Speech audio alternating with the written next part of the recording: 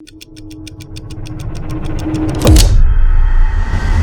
me take you back to July 16th, 1945. On this day, a team of nuclear engineers detonated the world's first nuclear device ever, right here in New Mexico. It's hard to overstate this moment. This moment ended an era and started a new one.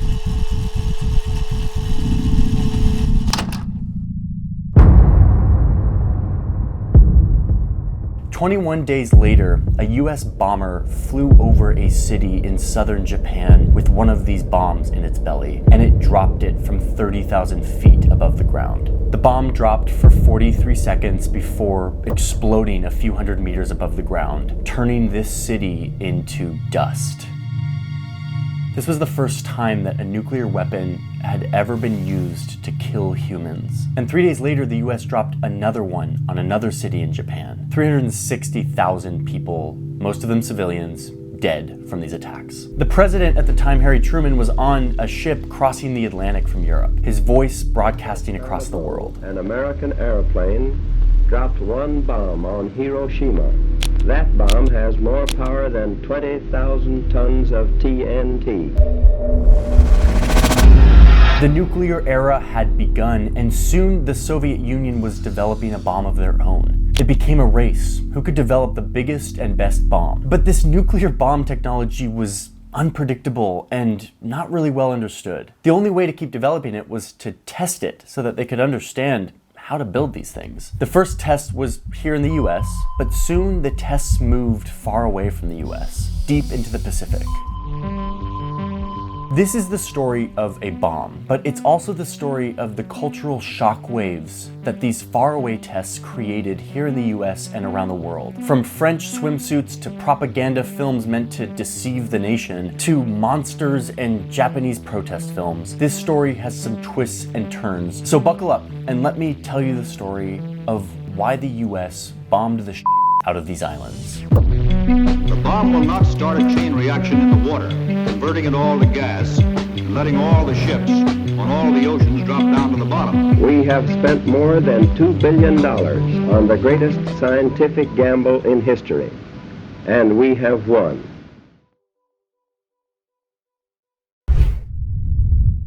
One second, let's just take a quick pause to talk about today's sponsor, who is Policy Genius. Thank you, Policy Genius, for sponsoring this video. I always thought life insurance was something I had to think about when I got a lot older, but with a little bit of research, I realized that having life insurance now is a much smarter and cheaper thing to do. If you have anyone who depends on your income, it is very smart to get life insurance, and Policy Genius is a really easy way to compare different policies and pick one that fits your life. I've just recently signed up for Policy Genius to get a quote on life insurance, and it's a really easy process. You go through a very simple questionnaire that is not complicated, very approachable, very easy. It took me a few minutes, really. And then a representative at Policy Genius handles all of the paperwork and all the complicated stuff so that you just have to answer the questions that pertain to you and your life. They do the rest. The licensed expert at Policy Genius works for you, not the insurance companies, so you can trust them to help you navigate every step of the shopping and buying process. Policy Genius makes it easy to compare quotes from over a dozen top insurers all in one place. You can save 50% or more on life insurance by comparing quotes with Policy Genius. You could save $1,300 or more per year on life insurance by using Policy Genius to compare policies. One of the things I learned in my research is that life insurance is a lot cheaper the younger you are. So getting locked into a plan while you're young is not only prudent and wise, but also saves you money. Policy Genius is a fantastic way to get started with that. There are no extra fees. They don't sell your data to anybody. It is just a place to go compare quotes from a bunch of different insurers and pick a policy that's right for you. So go to policygenius.com/Johnny Harris. Link is also in the description to get started right away. Thank you again, Policy Genius, for supporting this channel. And now back to our story.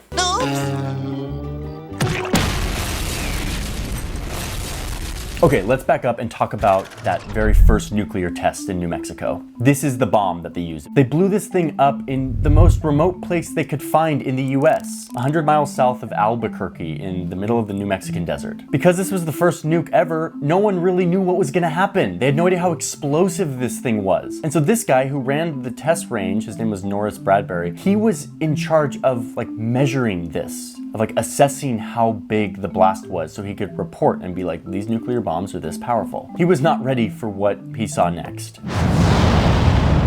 After the explosion, he said, verbatim, quote, "The atom bomb did not fit into any preconceptions possessed by anybody," i.e., you can't fathom how insanely powerful this thing is. You could see the flash and feel the shockwave from 160 miles away. It was clear that this bomb was unpredictable and hard to measure. And scientists were realizing that the radiation from this bomb could spread, and they didn't know how much and how far and how dangerous this thing would be. The director of the project of the nuclear weapons sort of freaked out with the lack of precision on all of this. He's like, did we just poison the entire southwestern United States with radiation?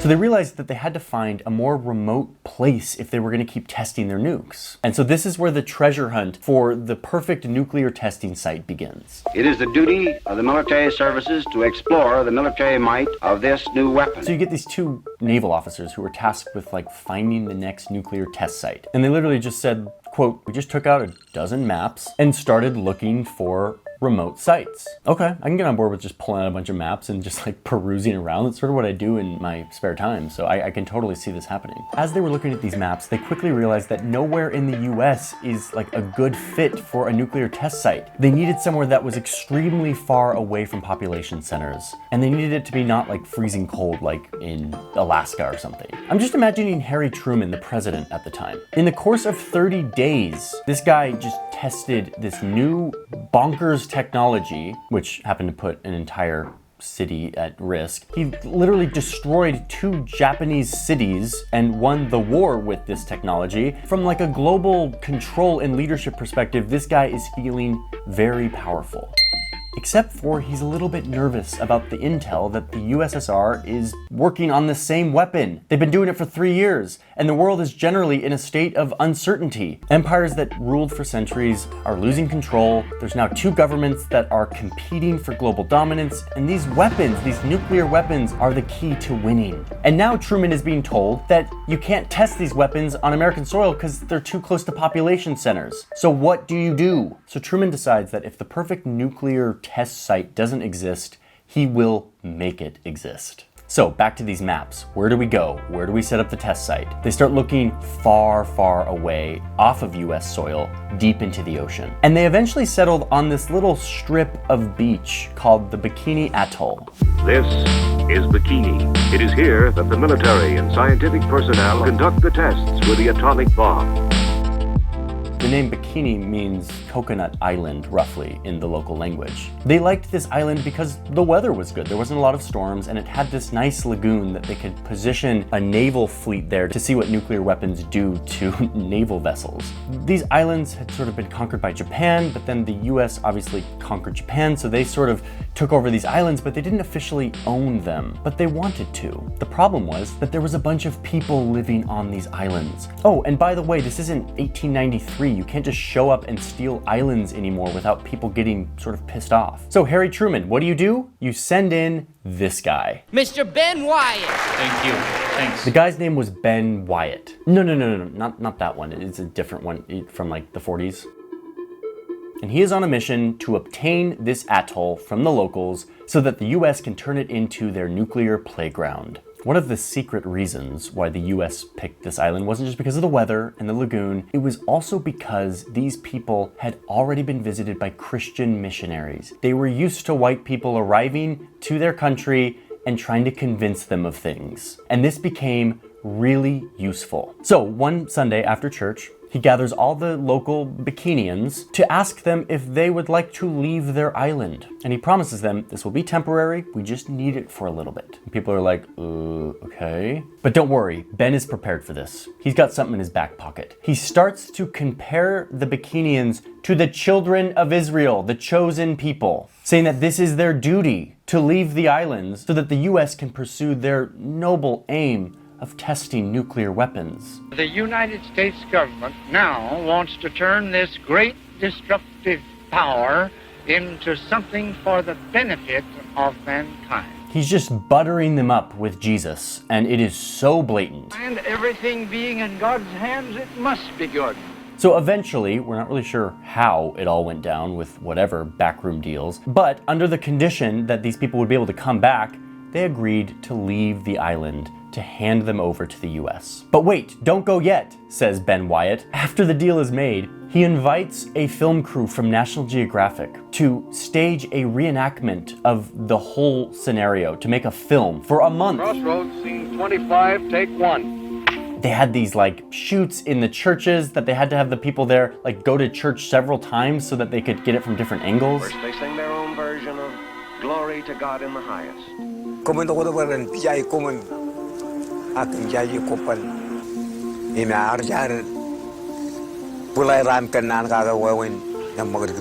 They made this huge propaganda film, and guess who it was for? The American people. It was like, look, United States, yes, we're taking over this island, but look at how happy these people are. They love this. Look at how cool Ben Wyatt is with his like charismatic, convincing, persuasive Jesus talk. So the US is one step closer to having their nuclear playground. They ship away these natives to nearby islands with no food, water, or shelter.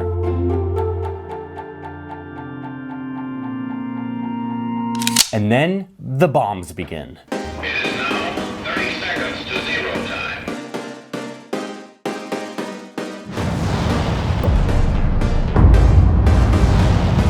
They dropped their first nuke on the Bikini Atoll on June 30th, 1946. These were much bigger bombs than were dropped in Japan. And unlike the original tests, which were very secret, the US now wanted the world, or the Soviet Union, to know about it. It was like a giant PR campaign, the opposite of top secret. A radio station will be broadcasting from Bikini. And it totally worked. Soon the whole world was like, what? The US is like testing atomic bombs on a random atoll in the middle of the Pacific? A few days after this first test on Bikini, a French fashion designer released his new swimsuit. It was a two-piece women's swimsuit that, wait for it, revealed a woman's belly button. Highly scandalous. There was a ton of outcry. It was highly controversial. And when he announced it, he saw an opportunity to ride this publicity wave happening from the nuclear tests. So he named the swimsuit the Bikini.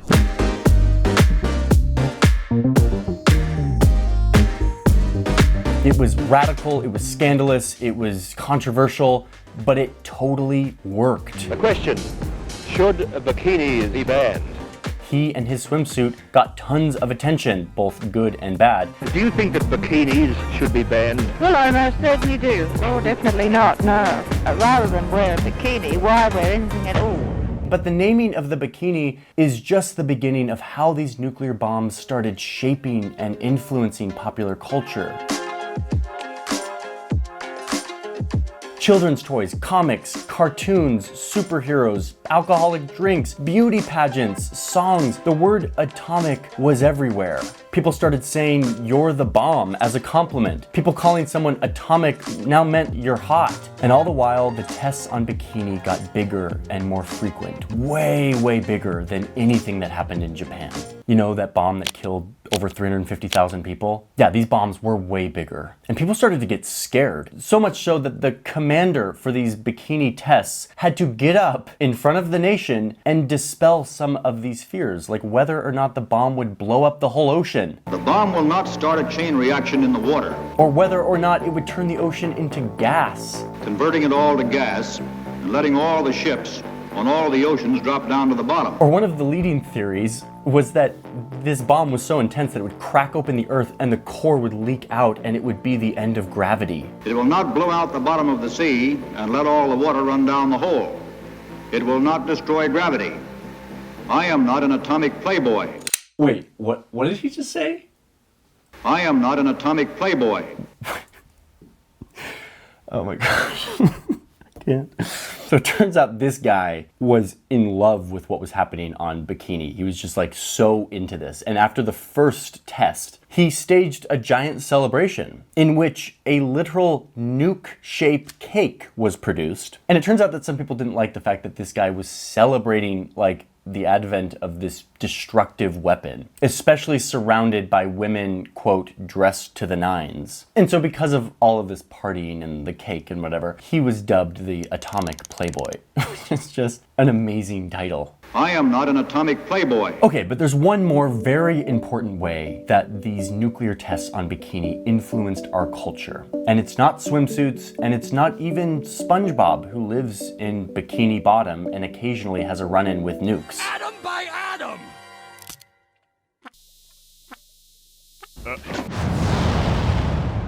It's what happened in February 1954, when they tested this guy, a particularly huge bomb, 1,000 times larger than Hiroshima. When this bomb was detonated at Bikini, a Japanese tuna fishing boat named Lucky Dragon was nearby. I mean, it wasn't nearby, but for this bomb, it was in range. It received a large dose of radiation, and the crew of 23 men returned to Japan, where they were hospitalized. It was reported that some of the tuna from their boat was sold and consumed by Japanese citizens. The ship's cargo of tunny fish was found to be radioactive and had to be buried in the ground. You have to understand, radiation is a freaky thing. It is this invisible force that destroys your cells without you ever seeing or feeling anything at first. This panic spread and Japan's fishing economy took a giant hit. Japanese citizens were horrified. Throughout the towns and villages of Japan, the people, young and old, are adding their signatures to this appeal.